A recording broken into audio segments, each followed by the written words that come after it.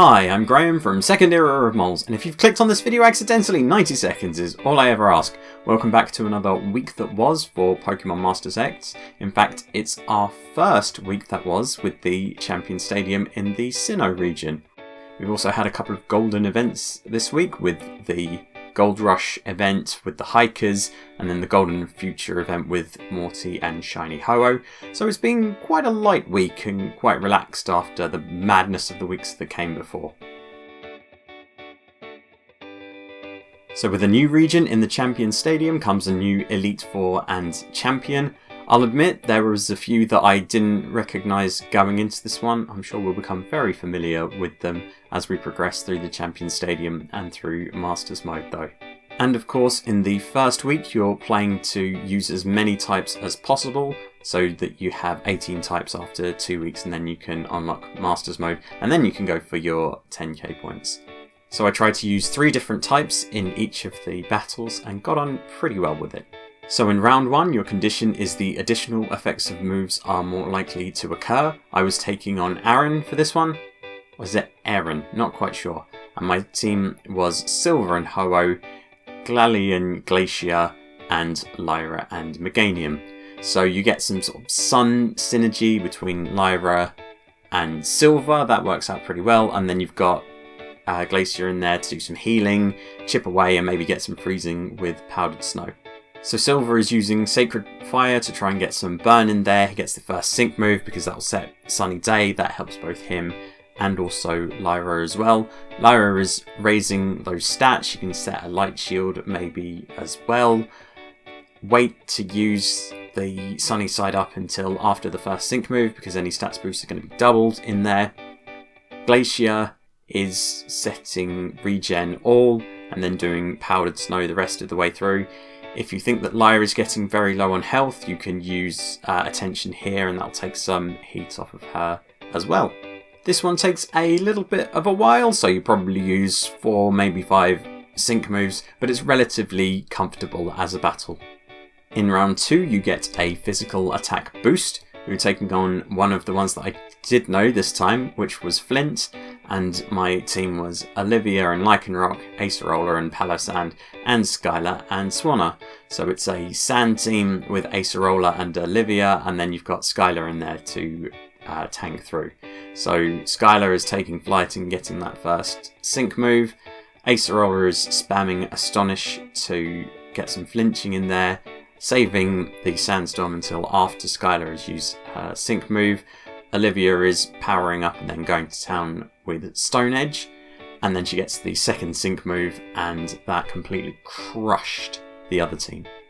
In round 3 you get a sync move countdown reduction. I was taking on Bertha for this one and my team was Gladion, Gloria and Zacian, and Swimsuit Misty with Psyduck. I finally got Swimsuit Misty to 6x, so that's probably the main reason that she's in there. She gets that first sync move to use that 6x boost. Whenever you've got a countdown reduction, obviously that's going to bring the enemy sync move forward a bit more. That helps out Gloria though, as I've said in the past, because it powers up both her Behemoth Blade and her sync move. So remember to use that Laser Sharp Focus before her sync move to get that guaranteed crit hit. Misty's doing some duck and cover in there and some water gun. Probably won't need any potions for this one, but if you feel like, yeah, I want to finish at full health, then yes, you can. Gladion is a bit of a cheat in here because although it starts off as a normal type, when you use My Mind's Made Up, it changes to whichever type it's weak to. So yeah, it's probably the best normal type to use in this situation. Except for maybe Eevee. That would have been better. But anyway, he powers up, and then his tri-attack after Gloria's sync move is the one that finally ends the battle. In round 4, you get a move gauge boost. I was taking on Lucian for this one, and my team was the Masked Royal and Incineroar, Support Bugsy and Scyther, and Lucy and Seviper. So the Masked Royal is your striker in here, brutal swinging to reduce enemy stats, and then using the sync moves afterwards. Scyther is using Leer to drop the enemy's defense. I gave Scyther the first sync move because it gets endurance, and a little bit of healing off of it. Lucy is in there to do Wrap and Poison Fang to try and get some sort of statuses going there and chip away at the enemy's health. The Master Royal's sync move was absolutely devastating, and then your Darkest Lariat, and that should be more than enough to complete this one. And finally, in round 5, you get a stats reduction boost as your permanent condition. I chose to go for a sync move countdown reduction as my optional one as well. So you're taking off Cynthia, the champion of Sinnoh here, and my team was Champion Iris and Hydreigon, Oak and Mew, and Lily and Clefairy. So all 3 of them have 2-bar moves that drop stats. So you just go to work with those. In the early stages, if you don't have much move gauge, Oak has a couple of trainer moves in there as well. I gave the first few sync moves to Lily because it is a very weak stage, and she also gives the team a bit of healing as well. This one took me a reasonable amount of time, but that's because I was like, yeah, but there's still more stats reductions that I could do. So if you'd have moved on to Dragon Rush earlier with Hydreigon, you could probably do a lot more damage and finish it earlier than I did. Or you could just wait until they're as weak as possible and then slap them down.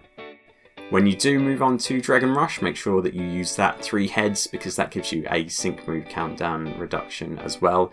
It also boosts the move gauge, which is very useful. And there it is, there's the first run through of the Champion Stadium in the Sinnoh region. Next week we're going to be finishing off our big shiny medal and getting to work on Masters mode. I won't be here for it, so that'll be up to you. So yeah, has Oak always been this chunky? Like, I feel like in Pokemon Masters they've kept his head the same. They've given him like a few old man poundage, and it looks really weird. So depending on your teams, you'll have different ones to fill out your medal. There's that very helpful checker in there though, so you can see which ones you've done already, which ones you have in progress, and which ones you still have to get. So there's not really any excuses for not filling it out next week as long as you have the types. I need 3 more, so I need to use a fighting type, an electric type, and a ground type. The first golden event this week was the Golden Future event, where Morty is after a Ho-Oh. Morty seems like a really chill dude. I like him, having seen this event. I think he would be a cool guy to hang out with. This event also comes with a battle challenge, and you can get a move coin from it, and to do that you have to use 3 Johto types. So the 3 Johto types I used for this one was Silver and Ho-Oh, Ethan and Typhlosion, and Lyra and Meganium. So there again you've got that sort of sun synergy between Lyra and Ho-Oh, and then Ethan's a fire type as well, so that's going to help. I was trusting here that Lyra would have enough health to tank through because she's starting off raising stats, and she can also set a light screen here that will reduce special damage incoming. You're using Sacred Fire with Ho-Oh, and then going for his sync move here, that's going to set Sunny Day as previously mentioned. Then you've got trainer moves that you can use. You can move on to Overheat depending on what grid you have for him. I don't think that I did, even though I think I've got it gridded to use Overheat. Bit of a mistake. With Ethan, you're raising his special attack, and then you're going on the attack with Eruption. The combination of them being Fire Weak and Sunny Day means that's going to do huge amounts of damage. He also has Stoke the Fire, which can restore some of his health.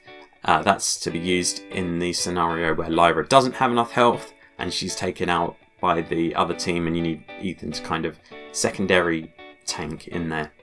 The enemy sets Sandstorm on entry, so being able to replace that with Sunny Day off of a sync move is very useful. You're going to take probably quite a lot of damage from that one, from the Excadrill. But if you set the Sun and you're going back to Energy Ball, that's going to restore some of Lyra's health as well. And then the fire types are just going to say, Burn. yeah, there's so much damage being output there. I think I finished this one off before even I got to my second sync move. The second golden event is the Gold Rush, so you're trying to find hikers up a mountain and battle them for nuggets. Seems like everyone knows a hiker. It's like, yeah, I know a hiker. I know a hiker too. I know a hiker. Don't forget about me. There are no reward or battle bonuses for this one, so I just ended up using my level up team. A load of events ended this week, mostly from the Curious Tea Party.